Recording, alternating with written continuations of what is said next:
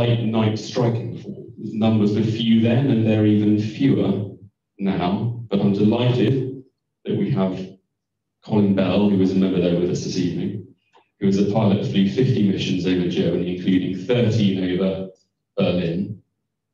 Now, we'll hear more about the light night striking force and about the Pathfinders shortly, but Colin, you were 18 when war broke out in 1939, but before I talk to you about when war broke out, how far back?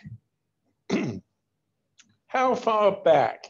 Well, I can remember when I was 2 years old, which after all was a hell of a long time now, looking back, 2 years old. How do I remember it? Well, my father was in hospital at the time, St. Thomas's Hospital, and I remember walking down between the various partitioned off sections, and one partitioned off section was open, and a very kind gentleman reached out to me and said, "Hello, little boy, would you like to have some grapes?" And at that time, I was just 2 years old. So that's the answer, Will. Okay, yeah. Excellent. And let's go forward then 16 years to when you were 18 years old. Yes. And the beginning of the war. Yes. You had rather a close encounter with a German bomb, didn't you? Can you explain what happened and whether or not this triggered your desire to join the RAF? Well, I was quite keen to join the RAF anyway, but this gave me added impetus. I was looking forward to a rather nice evening with my girlfriend, who subsequently became my wife. And overhead, I was walking towards Hampton Court Bridge, and overhead came a German bomber, and I think he slung a bomb out at Hampton Court Bridge, and he missed it. And the bomb landed on the other side of the road to me, and caused a lot of damage to a house, and it covered me in dirt and debris, and I thought, this is not on. And if I join the Air Force, who knows, I may be able to catch up with this guy. But of course, I never did. It's a good job it was a light bomb, because if it had been a heavy one, I wouldn't be here talking to you all tonight. How did you feel about the Germans? How did I feel about the Germans? Well, I didn't like them very much, and I don't think they liked me very much later on. But yes, so I suppose of the Germans, the Luftwaffe were probably the best of the bunch. They had some very, very nice, nasty people operating. You had the military, which includes the Luftwaffe, and then you had the Gestapo behind them, and then you had these what I call murder squads that came up behind them. They were really a very nasty lot, and they were planning diabolical things over here if they ever had invaded and had got control, which I think just gave added impetus to get involved in the struggle and defeat them, which of course we did. Yeah, of course. So before we come on to the action, I want to touch briefly on Colin's training. In the early years of the war, the losses in the RAF meant that an additional solution was required to produce enough quality pilots to meet the growing demand. And by agreement, hundreds of RAF aircrew were trained across the Atlantic in America. Now, the reasoning for this was simple. Aviators could be trained on decent aircraft, very good weather in places like Florida and California. And of course, it was away from the front line in Europe, and the skies were less hostile. Colin, you arrived in America in early 1941, prior to the Japanese attack on Pearl Harbor, which meant that, strictly speaking, America was a neutral nation. What was the Americans' attitude to you when you arrived, and how did that change after Pearl Harbor? Well, before we went out to America, we had to be demobilized because otherwise, under the Neutrality Acts, we would have been sort of impounded as soon as we got over there. So the RAF gave me a formal discharge, and I went out there along with about, about 60 or 70 people, and we were equipped with very, very cheap civilian suits, and when we arrived, we had a great welcome. The civilians were very, very kind and considerate towards us, but the American system was very harsh. They treated their cadets like dirt, and I mean dirt. They really kicked us around unmercifully, and if you did anything wrong or you kicked back, then you got shunted back to the UK in double quick time. And my only consolation was that the Americans treated their cadets even worse than they treated us. So we couldn't really complain. But what I remember most of all was the system of training cadets. Cadets in America had to abide by what was known as the honor system. And the honor system required you, if you broke any of the regulations, to report yourself to the authorities. And if you didn't report yourself, it was obligatory on your mates to report you. Now, this was quite contrary to anything that we sort of, the attitude over here. I mean, the idea of snitching on your comrades was just laughable. And some people just couldn't cope with that sort of system. Yeah. But if you wanted to progress, you had to sort of abide by the rules. I don't think we ever reported ourselves. I don't think we ever snitched on anybody. But we walked a very perilous path because you, as I say, if you were found out, you just got shunted back home because that was the American system. Very different to ours. Indeed, yeah. But you did stick it out, and you received your wings. But then, rather than going back to England, then you were asked to stay on by the American Army Air Corps, weren't you? I wasn't asked, I was told. I remember being called into the station commander's office, and he said, I suppose you think you are going home? And I said, yes, sir, what else? And he said, well, you aren't. So I said, well, what is happening to me? And he said, you are going to be an instructor to our American cadets. And I said, that doesn't make sense, sir. I said, I've only just qualified.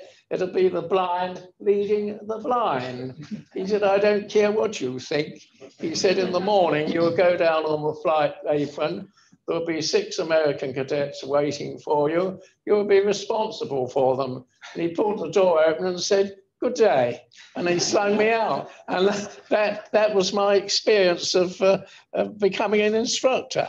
And were you frustrated? Because surely you wanted to get back to Europe and have a go at the Germans, didn't you? Well, yes, that's perfectly true. I wanted to get to grips with the enemy, which was a bit stupid because the enemy wanted to get to grips with me.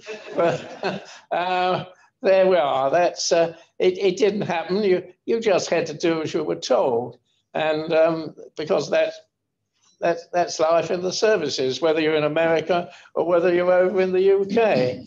And I suppose it worked. All in all, I was out there for about 18 months or so. And eventually I got back to the UK. And then I had a chance to sort of get some of the action. We'll come on to that in a moment. Colin, before I do, this dog, do you remember its name? he's looking very cheerful there, and the reason is I've just given him a tin of Spam. Yes, I'm incredibly young, I look there. I think I must have been all of 12. And anyway, the dog didn't seem to mind that the Spam had got mixed up with a lot of gravel and stuff. He wolfed the whole lot down. He liked Spam a lot better than I did. So not all RAF airmen who trained in America went to Florida like Colin. I just want to briefly share with you a lovely story of an airman I came across when I was researching for this whole Pathfinders project. In the RAF Museum archives, there are some letters from an RAF cadet called John Kelly, who wrote home regularly to tell his family of his experiences training to be a bomber pilot. Now, Kelly was sent to train at a training airfield in the Mojave Desert, just 4 hours from Death Valley, which is quite sort of curious place really to think about sending someone to train. But the training itself was extraordinarily hard work. But when he wasn't flying, Kelly and his fellow cadets hitchhiked to Hollywood, where they rubbed shoulders with some of the biggest stars from the golden age of Hollywood, including Betty Davis and Greer Garson, who were keen to be doing their bit with the troops. Now, I'd like to recount one letter home. Those of you might be familiar with that chap there. That's Johnny Weissmuller, Tarzan, Maureen O'Sullivan. And one letter home, picture the scene, John Kelly walking down Hollywood Boulevard with a friend, and they decided to thumb a lift. And moments later, a big Cadillac pulled in, driven by Johnny Weissmuller. As they drove along the streets lined with palm trees, John Kelly plucked up the courage to ask Weissmuller to name his favourite leading lady. Now, I'm not going to do an American accent here, so you'll have to imagine. I just take them as they come, replied Weissmuller. All they have to do is climb a few trees and holler. He seemed a swell guy, Kelly wrote home afterwards, and looked just as powerful as he does in the films, although he could have done with a haircut. Now, John Kelly would go on to fly Lancasters for the Pathfinders, dicing with death in the most dramatic way, but I won't tell you any more about that, otherwise you won't buy the book. Let's move on. Okay. Right. Colin, you returned to the UK in 1943 and you eventually converted to the twin-engine Mosquito, and you joined 608 Squadron in Downham Market. Now, just before I ask you about that in more detail, I just want to provide a little bit more background on the Pathfinders. As I've touched upon before, they were established in the summer of 1942 and they helped transform the fortunes of Bomber Command. And they were made up of the best, most experienced aircrew, headhunted from other squadrons across Bomber Command. At least in theory, they were, not always the case, sadly. Now, central to the Pathfinder's success was pioneering technology created by a team of British boffins. And this included something called OBO and something else called H2S, a sort of airborne radar that scanned the ground, allowing the crew to identify its location. And Pathfinders then dropped target indicators, which were brightly coloured flares made with the help of the British fireworks industry, a vital but often overlooked component in the success of a raid. And it was big business. A contract with one fireworks company in London called Aladdin Industries alone was worth the equivalent of £28 million today, just churning out these flares to help Pathfinders and the rest of the main force find their targets. But it worked because using the Pathfinders, the number of Bomber Command air crews getting within 3 miles of their target rose to 95% in April 1945. Now, technically speaking, Colin's squadron, 608 Squadron, was, as I said earlier, was part of something called the Light Night Striking Force. But this was hugely important to the whole of Bomber Command. Colin, can you tell us a little more about the Light Night Striking Force and why the Mosquito was such an ideal aircraft for the role? Well, I'll deal with the first question. the light night striking force were primarily a backup force to the markers. I was not a marker. Let's get that quite clear. Although I was in the Pathfinders, I wasn't a marker. My job was to, with the aid of a very experienced Canadian navigator, was to give backup to the markers and also to act as spoof aircraft. And when I say spoof aircraft, let me explain. We would take off and we wouldn't go to the real target where the heavy bombers were going, the Lancasters and the Halifaxes.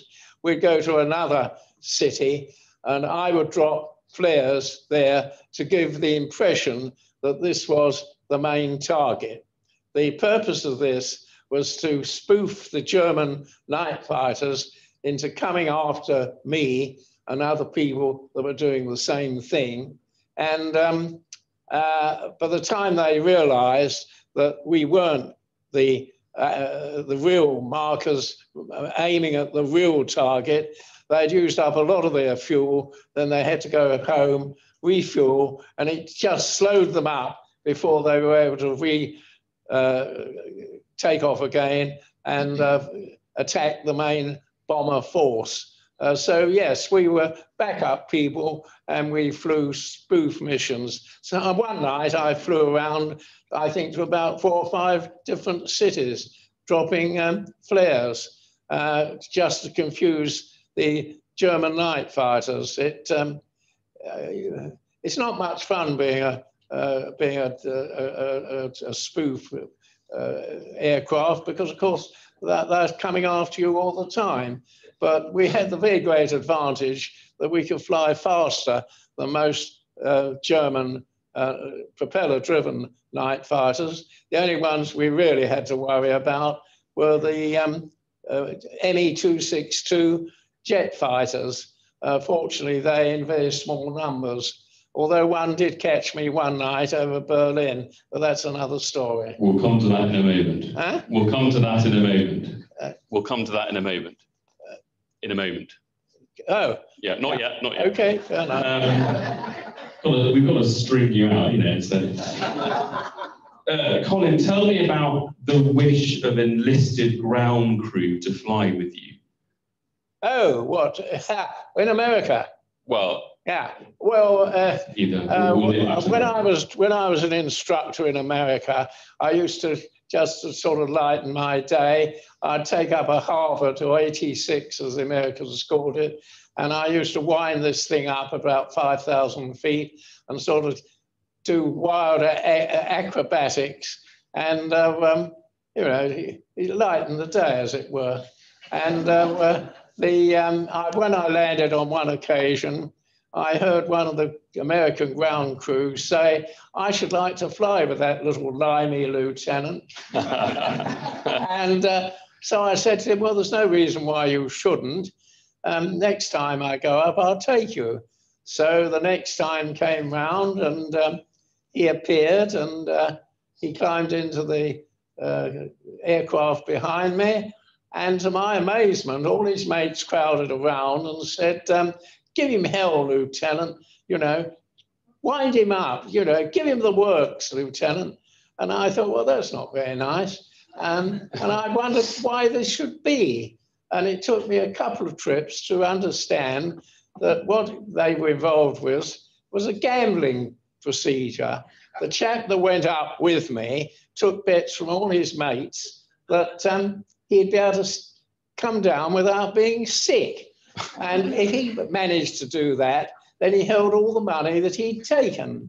If, on the other hand, he was sick, not only did he have to clean out the aircraft, he had to pay out all his mates as well. So, but there we are. It took me a little while to understand it. And that is why they used to gather around me and say, "Give him hell, Lieutenant." Brilliant. Now, let's go back to the Mosquito. Let's go back to Europe. And worth saying, the Mosquito, despite its small size in comparison to some of the heavy bombers. It could carry a payload of up to 4,000 pounds worth of bombs. And I'm saying that because it was the same as an American B-17 Flying Fortress, which of course was later made famous by the film The Memphis Belle, which I'm sure many of you are familiar with. And it was impressive, and I want to read you a little top secret note that was sent by Arthur Harris to Don Bennett, the commander of the Pathfinders. And I found this in the RAF Museum archives, and it's dated the 13th of February 1945, and it's marked top secret. And in it, Harris writes, "The Mosquito carries to Berlin a bomb load equivalent to flying fortresses. In consequence, the use of such a term as light night striking force discredits the weight of attack which these aircraft impose on the enemy. The word mosquito itself has a similar effect, being connected in the minds of the public with an insect which produces an irritating but not normally effective sting." I think he obviously meant bite, but he said sting. "For some time, this headquarters has endeavoured to impress upon the public that mosquito raids are a most serious matter for the enemy, and as a consequence, to have the word mosquito omitted wherever possible from public communication." Do you think Harris was right? He didn't like the word mosquito because he thought it sort of undermined the mosquito's role, but you disproved that, didn't you, really, with some of your operations over Germany? No, not really, but it all worked out. It all worked out, yeah. So Colin flew 50 missions over Germany, including 13 over Berlin. And Berlin was one of the heaviest defended targets in the world, protected by 700 heavy flat guns, 40 miles wide, framed by a 60-mile searchlight. These are just figures, but it was utterly formidable, as Colin will tell you. And of course, very many crack night fighters as well. Colin, what stands out in particular about your missions to Berlin? Was there a particular trepidation knowing you were attacking Berlin compared to other targets, or did you treat them all as the same? No, well, Berlin was, as you rightly say, was a very heavily defended target. It seemed to be surrounded by thousands of anti-aircraft guns and equal number of searchlights. They gave you a hell of a pasting as you approached Berlin. They pasted the hell out of you while you went over Berlin, and they followed you out as you departed from Berlin. But the one incident that I suppose stands out in my mind was when, through sheer inefficiency, I allowed a shell to explode under the aircraft. If I had followed the advice that I'd been given, I wouldn't have been there when it exploded. But, well, anyway, it did explode, and it lifted the aircraft up, and it stopped both engines. And after all, who wants to be over Berlin with both engines out, even if you have put the aircraft into a glide? And my navigator, Doug, turned to me and said, "What do we do now?"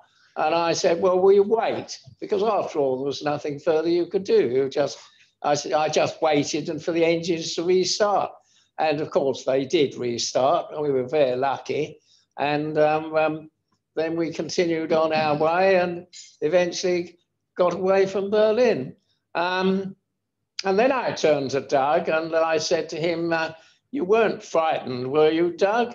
"No," he said, "I wasn't frightened. I was just bloody terrified." And he wrote, his son subsequently wrote a book with exactly that title on it. Excellent. But of course, in the Mosquito, as you said earlier, you were able to outrun most German aircraft, but there was one type of German aircraft you Yes, I just referred to it, the jet fighter. Yeah. Can you tell us what happened in your experience? Yes, I had what was known as air-to-air radar detection on the back of the aircraft. And if a German night fighter once caught you with his radar, as he's coming up behind you, it caused a white light to open up on the dashboard of the Mosquito. And one night, one of these lights sort of came on. So I correctly assumed that I got a fighter on my tail. And I thought the probability was that it was an ME-262, the jet fighter. So I tipped the aircraft over on its side and I dropped down 10,000 feet and the light went out. And I think this forced him to go to his ground control and say, you know, where's the Englander? And they say, oh, he's up there. Because I went right out of his scan. And but after about 4 or 5 minutes, the light came on again. And this kept repeating itself with my continually taking evasive action. I knew that this guy had only got 45 minutes flying time from the time that he left his airfield to the time that he got back. So I took him down as low as I could over the outskirts of Berlin because I knew that being a jet fighter, he'd be using up a lot of fuel and that would force him to go back home. And after a while, that's exactly what happened. He gave up the chase and went back home, very much to our relief. I never saw this guy, and because it all done on electronics. And my navigator complained bitterly that he said, I'm not sure that we ever had a jet fighter on our tail. And I said, why not? The light kept coming on. He said, well, it has been known to be sort of false representation. And I said, no. This kept going on and going off. And I said, I have no doubts in my mind that we had a jet fighter on our tail. And he said, I couldn't see him. And I said, no. And if you had seen him, he'd have seen us and we would have been dead. So I afterwards discussed it with Captain Winkle Brown. And he said he had no hesitation, that we were very, very lucky to be alive. And he said, you did the right thing. And subsequently, I was interviewed by a guy from the Times. And when he wrote up his notes on the interview, he said a number of mosquitoes were shot down over Berlin by ME-262s. So when I read this, I telephoned him and said, hey, I didn't say this. And he said, no. He said, I got it quite independently from the Ministry of Defense. So, well, it speaks for itself, doesn't it? It does. And yeah. I think while we're thinking about German night fighters, I'd like to show you this rare picture, which is a group of young Luftwaffe night fighter pilots in summer 1943, many of whom took to the skies night after night to try to stop Colin and hundreds of other Bomber Command aircraft. And we sometimes overlook the dangers that the German aircrew faced as well. And to illustrate the point, this photograph, just 9 months after this photograph was taken, just 2 of these men were still alive on the far right-hand side at the front. It just gives you an idea that, you know, they weren't so different in some ways to our own, literally.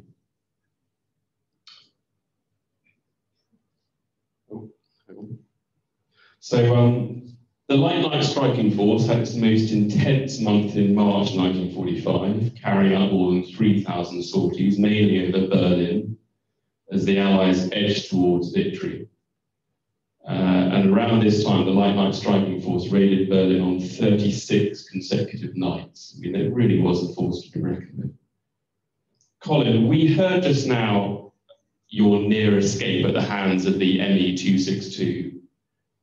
But when you completed your bombing run and you were on your way home, there could also be dangers, couldn't there? Because there was one particular mission when a group of rather unusual anti-aircraft gunners almost shot you down. Oh, yes. Well, it wasn't after the ME-262, Will. It was earlier on in my tour because I used to take a nap going home, because once you'd trimmed up the Mosquito, if you were at 25,000 feet, it could almost fly without you touching the controls. And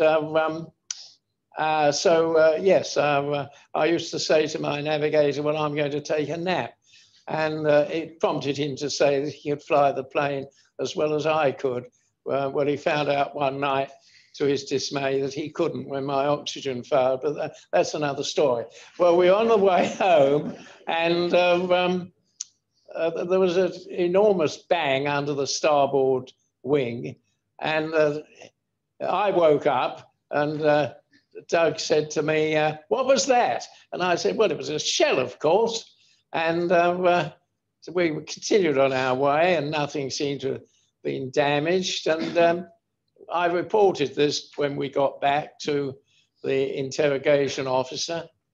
And he said, oh, yes. I said, I know what you did. He said, where was it? And my nav sort of identified the position. And he said, you've flown over an anti-aircraft training school. He said, it's sort of operated mainly by German women. And he said, they probably saw you coming along, and they sort of polished up their sights and everything else. And they were only allowed one shell a night. And he said, they fired at you, and they missed, didn't they? So I said, well, they only just missed. I said, they could have damn nearly brought us down. So, yes, that was my experience of napping on my way home. Yeah. So in May 1945, the war in Europe was over. More than 55,000 Bomber Command airmen, including 3,700 Pathfinders, had been killed. And while the Pathfinders never completely conquered the elements to deliver foolproof accuracy, they certainly transformed Bomber Command's bombing capabilities, and that was remarkable, frankly, bearing in mind what they had at the beginning of the war. And there was no one means of winning the war, but Pathfinder's contribution to the air offensive alongside the American Air Force played a significant role in the eventual Allied victory. Colin, by May 1945, you had survived a tour of 50 missions over Germany. Correct. A remarkable number. You were awarded a DFC. How did you feel at the war ending? Were you keen to get on with peacetime life, or was it something of an anticlimax for you? Good question. Well, of course, I had a sense of relief having completed the tour because nobody well, some people, strangely enough, did want to go on flying. I think it was a form of adrenaline, but it certainly didn't apply in my case. I was quite happy to complete the tour, and I was given an opportunity to ferry aircraft, Mosquitoes, from London, Ontario, back to this country, and I jumped at it. And but I lost my Canadian navigator, sadly, and he went back to Canada, and I had to make do with a number of other navigators who were nothing like as good as he was, but still, again, that's another story. Yeah. Can I just ask as well, when you and I have spoken, you've talked about fear of flying and the fact that it helps not to have very much imagination when you're flying. Well, can you explain that? That all came from Sailor Milan and the Battle of Britain. He said it was his experience that those people that survived were possessed of not too much imagination. Well, I survived, so perhaps it's relevant to me. Now, before we open up the floor to questions, and I think also hopefully we can get some questions from people watching online, I've got a few final quick fire questions for you, Colin. Not so much war related, but you're 100. It's not every day that we get to chat to someone of such an excellent vintage, I'll say. What does it feel like to be 100 years old? Well, a young lady asked me the other day, she walked up to me and said, I'm told you're 100 years old. And I said, yes, that's true. And she said, I've never met a 100-year-old man before. So I said, no. Well, she said, what's it feel like to be 100? I said, darling, I can't possibly tell you. I feel 75. I said, you'll have to find another 100-year-old man. Is there a secret that we should all, some sort of thing, something that we should know about? What is the secret to reaching? Well, of course, I'm asked this every other day, and I've got a standard reply. I say it's alcohol, exercise, and in my case, the love of a beautiful woman who was my wife for 73 years. And I have my daughter at the table over there, who's the product of our marriage. Yeah. Wonderful. You might raise your hand, Vivian.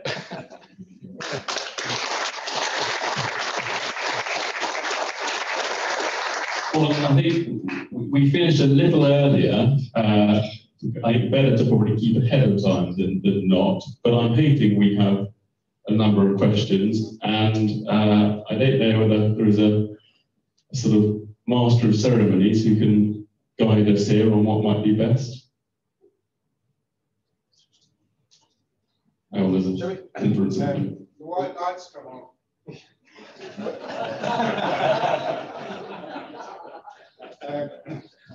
We've got one comment here, and it is a comment, which is for. Thank you. And it's somebody who said that their father, who retired as squad leader, died last year. His older brother was killed in action flying bow fighter in September '44, aged 21. And this person's father joined up as soon as he was old enough. But by then the war was over. He or she would just like to say thank you, Colin, to you and your generation for all you did. Thank you. Someone online is saying thank you very much. So Local Climate has a question for you, Colin, which is, when was the last time you flew in the Mozzie, and would you take the chance to go flying if it was offered again?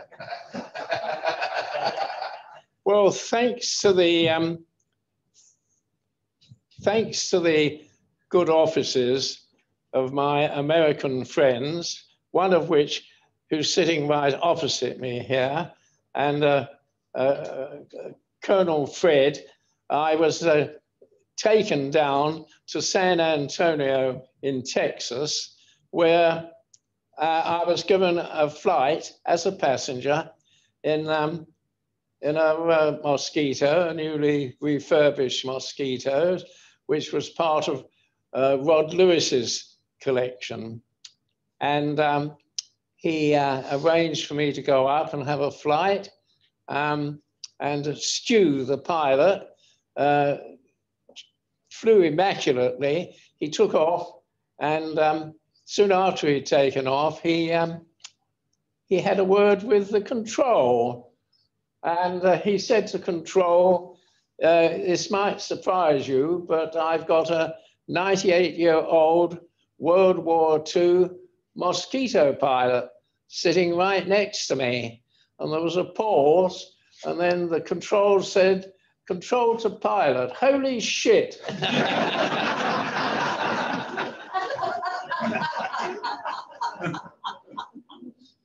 Brilliant. And on that happy note, a question for Will. You've looked deeply at the Pathfinder force, and I'm looking forward to reading your book, by the way. Thank you. Even though I know I've got to pay for a copy.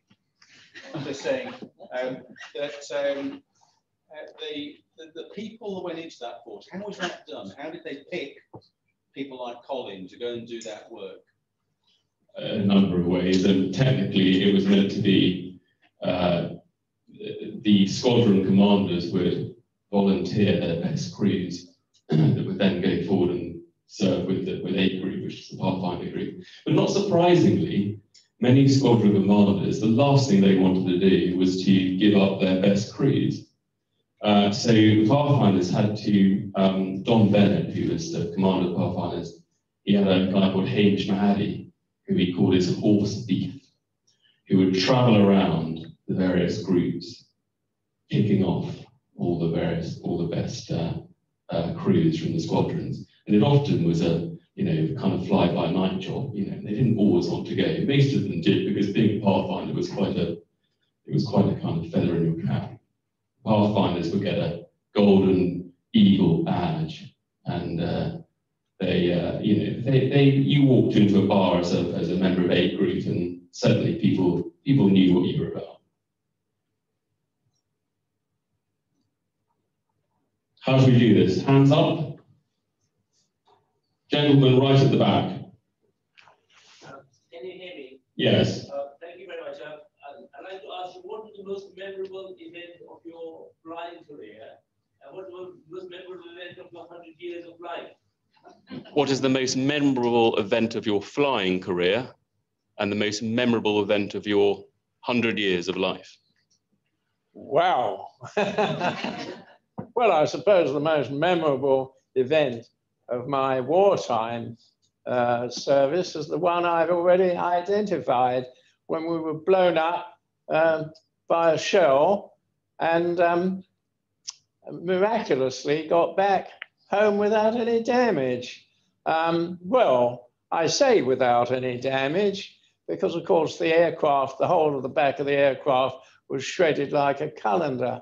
And astonishingly, none of the wires were cut. And in the morning, I walked out and had a look at the aircraft, and my fitter came up to me and said, "Would you like to have these, sir?" And I said, "What are they?" And he handed over 2 fragments of a shell. And I said, "Oh, where'd you get these from?" He said, "They came from the parachute that you were sitting on." So I said, "Oh." There's not much more I could say, really. And rather foolishly, I threw the fragments away. I wish I'd kept them. Now, my navigator, Doug, he had an extraordinary experience. A piece of shell went through the bottom of his trouser leg on his uniform, and another bit, believe it or not, penetrated the lapel around his neck. Miraculously, neither one of us were injured. It's just one of those things. Yeah. And what about your most memorable of your 100 years old? Most memorable? Most memorable being 100 years old. Your life. Huh? Your life so far. What's the? My life. Good question. Speaking at the RAF club.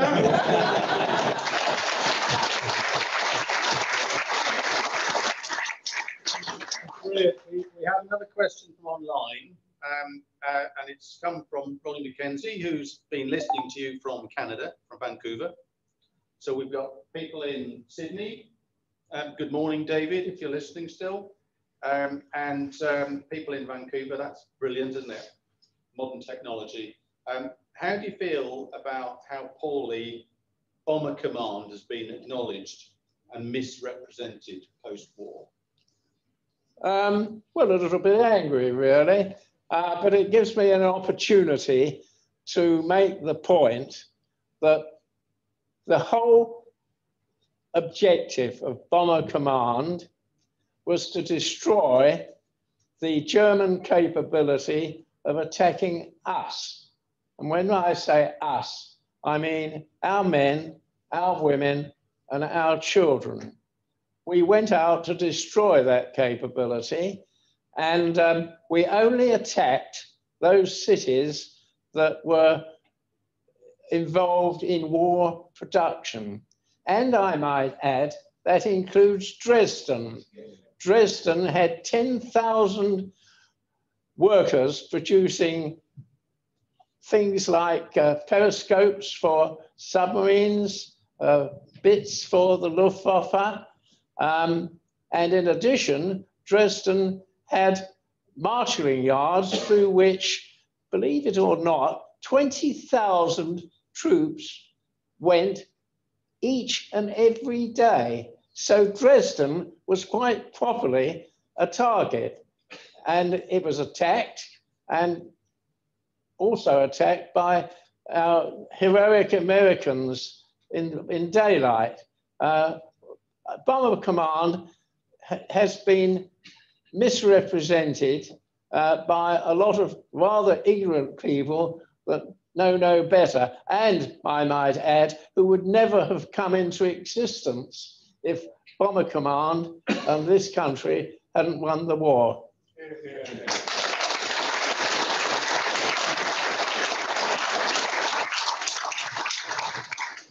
This is a question for Will.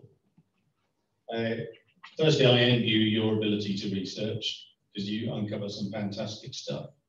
What is the most interesting thing, or the thing that struck you the most, obviously apart from Colin, and he hasn't struck anybody for years, I'm told, the most interesting thing that you picked up during this research? Oh. No pressure. Yeah. I think there's so much, Di, to be honest with you. I mean, you scratch on the surface. I suppose I want to answer that question partly by adding to what Colin was saying, is that there are many kind of one-dimensional books about Bomber Command.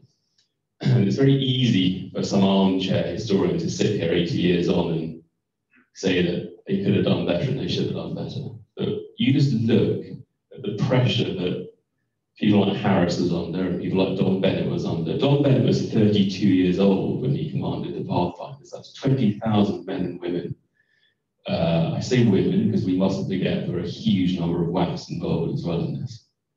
And the pressure to deliver night upon night was absolutely huge. And I think that I'd be here all night, frankly, to answer a question. So I think just adding, really supporting what Colin said about the fact that we cannot hear and stand here now and criticise decisions that were made 80 years ago by people who are under the most immense pressure to defeat someone who had taken over most of Europe with the most unmanageable carnage. So that's kind of one of the reasons I wanted to write the book. Any more from the floor? Oh, good.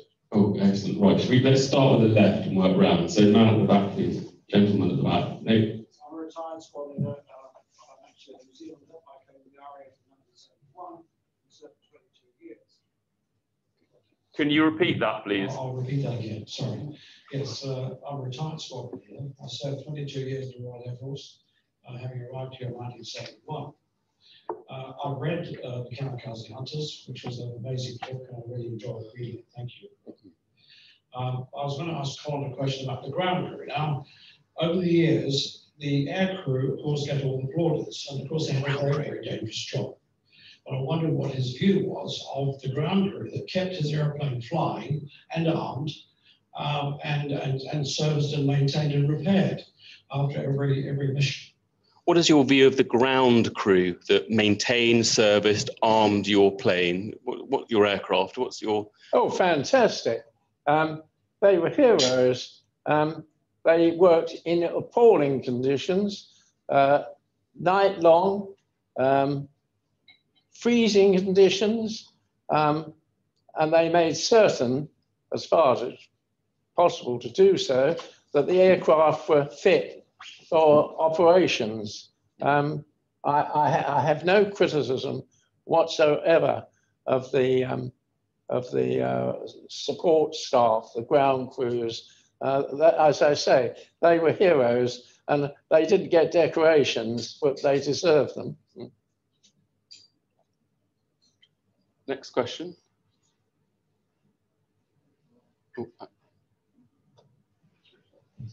This is some years after the war. Back in 67 or 68, my father, along with a group of guys from the Pathfinder Association, travelled over to Germany and met the German night fighter guys. Amongst some of them would be Willy Hergard, Adolf Galland, and I think Galland actually appeared at the Pathfinder Association dinner as guest of honour. It was at 74 or 75. We got a picture of his the menu for that evening. I'm just wondering, does anybody have really any understanding of what happened? What was the catalyst for that meeting where guys obviously 20 years before were on opposing side, but by the mid-60s they went over and met these guys and recognised each other as fellow aviators when most people couldn't even drive a motor car in those days? Well, I mean, I can answer briefly that. Don Bennett founded the Pathfinder Force Association directly, well, actually before the end of the war. And one of the aims of that, association was to, it was to help Pathfinders actually get jobs post-war. But it was also, as the years went on, to set up social evenings with the enemy, because at the end of the day, and I'll ask Colin this in a moment, but I think many of them realised, certainly post-war when peace broke out, that actually in time, they were all up there essentially fighting for their lives. They were all often, many of them were extremely skilled airmen, and I think it was probably actually very interesting to meet someone on the other side and chat about tactics and things, and also just to share experiences. Did you ever meet a German night fighter after post-war? Well, I was invited once by Dan Snow to go over to Biggin Hill and meet a Luftwaffe pilot. And I said, I don't think I particularly want to meet him. And he said, oh, come on, there's a free lunch and one thing. So I thought, well, I might just go across to have a chat with this bloke, Anyway, when I got into the hangar, I don't think it was Dan Snow that was talking to me at that point. But anyway, somebody pointed out this rather frail-looking old gentleman, and he said, that's the Luftwaffe pilot over there. He said, do you know, he's had 40 kills. I said, I don't want to meet him. He said, well, it was on the Eastern Front. Oh, I said, the Russians, oh, that doesn't matter. So I went across and I chatted with him, and he said, well, I was only doing my duty. I was protecting the fatherland in the same way as you were doing your duty. He said, no hard feelings? So I thought, well, no, not particularly. So we parted on good terms. I think there's a picture of us somewhere in the archives with us arms around each other. And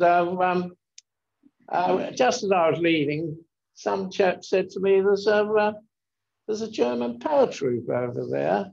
Would you like to meet him? And I said, where? And he said, there, pointing across the other side of the hangar. And I looked at this rather villainous guy, and I thought, well, in for a penny, in for a pound. So I walked across and I said, I gather you are the German paratrooper. And he said, no, I'm not. I'm Ted, the taxi driver. Well, bad. Excellent. Do we have any more questions? Just here in front.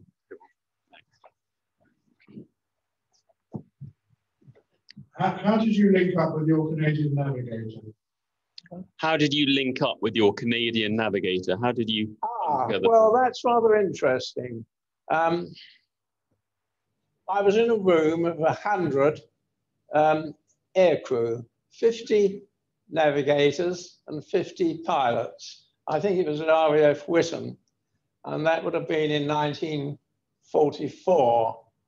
And some officer, wing commander or something of that sort, some very high-ranking person, said, I'm coming back in an hour's time, and I shall expect you all to have crewed up. And he went out and slammed the door. Well, of course, there was a great hubbub and people talking and one thing and another. And some guy jumped up on a stool, I remember very clearly, and he said, who wants a drunken navigator? And I thought, well, no, he's not for me. And time passed and people were crewing up all over the place. And I looked across the other side of the room, and there was this rather elderly Canadian navigator sitting at a table looking pretty miserable.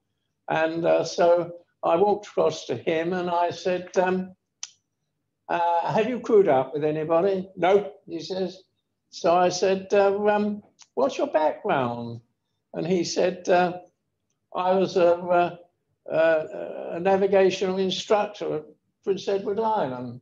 I said, you found yourself a pilot. And it was the best thing I ever did in my career, in my RAF career, picking out this absolutely brilliant man.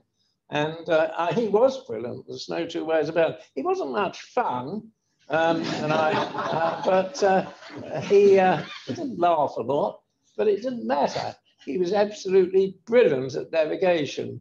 And if he put his finger on a chart and said, we're there, he was always right. And he's the sort of man that you want as a navigator.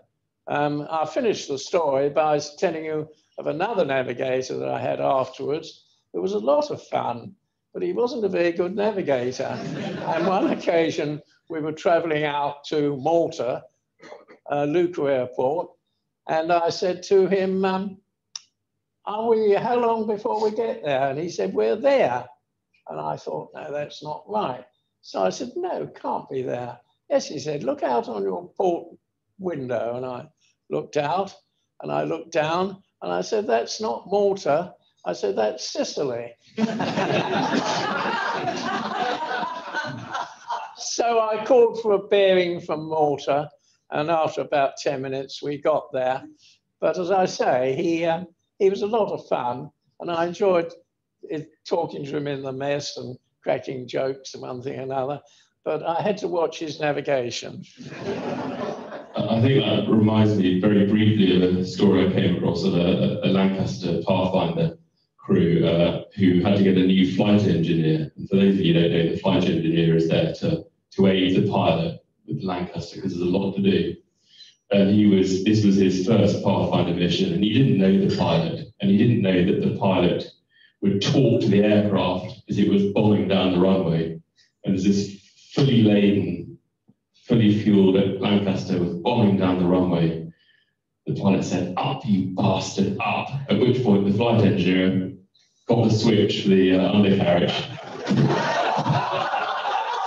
And the wheels came up and the thing banged down onto his belly in a shower of sparks. But they survived. So there we are. Any more questions? Just here. Colin, in all the years that you were flying, did you ever come close to being court-martialed? Did I ever come close to being court-martialed? Yes. I know what you have in mind. After the war, I flew what were known as diplomatic, I carried diplomatic airmail, and I used to go around to all the various capitals in Europe delivering diplomatic mail. And there was another chap who was in the mess with me, doing exactly the same thing. And he went, we were talking in the mess, and he said, I decided when we went out to Vienna, he said, I decided I'd go and look up a family that had been incredibly kind to me during the war, before the war, and when I was a student. So he said, I thought I'd go and look them up and see how they got on, because after all, the war was over by then. And when he went to Vienna and he found the house, it was a tragic story. Dad had been shot dead on the Eastern Front. The house was in ruins. There was no heating, no lighting. And this poor lady was trying to bring up 2 teenage children without any food. So he was appalled at what he saw, and he said, what can I do to help you? And she said, well, if you bring out a bag of cocoa, she said, that would help immeasurably, because I'd be able to swap it around on the black market. So he said, oh, I think I'll do something better than that. So he had a kit bag filled full of cocoa, and he took it out to her. And then he said reflectively to me in the mess, I wonder if you would take out a kit bag full of cocoa. And I said, I don't see why not. I'm not selling it. Well, fair enough. So one night I was down at Blackbush, a jeep arrived, and some chap said, "I've got a kit bag for you." And I said, "Yes, I've been expecting that." So I said, "Bring it up," and I get mine and have to shove it up into the bombing position in the nose, which was done. And I was just about to start the engine, and I got a call from the tower, and they said, "Hold it, you've got a passenger." So I said, "Okay." It was a very wet and horrible night, and torches sort of waving around all over the place. And eventually, this rather burly chap arrived, and I said to him, "Well, there's already a kit bag up in the nose, so there's not a lot of space." "Oh," he said, "it's all right." He said, "It's only a couple of hours out to Vienna." He said, "I can manage." So I said, "Well, I hope so." And then I said to him, "Why are you going out to Vienna?" "Oh," he said, "I'm from the Provost Marshal's Department. He said, I'm going out to arrest a young officer that's been engaged in black market activity." I said, "Oh." And I didn't feel easy until I delivered him to Vienna, and he disappeared into the night. Well, that's a lovely story to end with. Thank you. Shall I hand over to... Yeah, thank you. Ladies and gentlemen, we have been trebly blessed tonight. For those of us in this room, we're in this room with Will and Colin. For those of you who are online, you are also trebly blessed. You are not in this room, but you have had access to wine and we haven't. So we're going to say good night to you. Thank you very much for joining us. And I think we all owe a great debt of thanks to Will Iredale and Colin Bell for a really informative and entertaining hour and a bit. So thank you very much, gentlemen. Pleasure.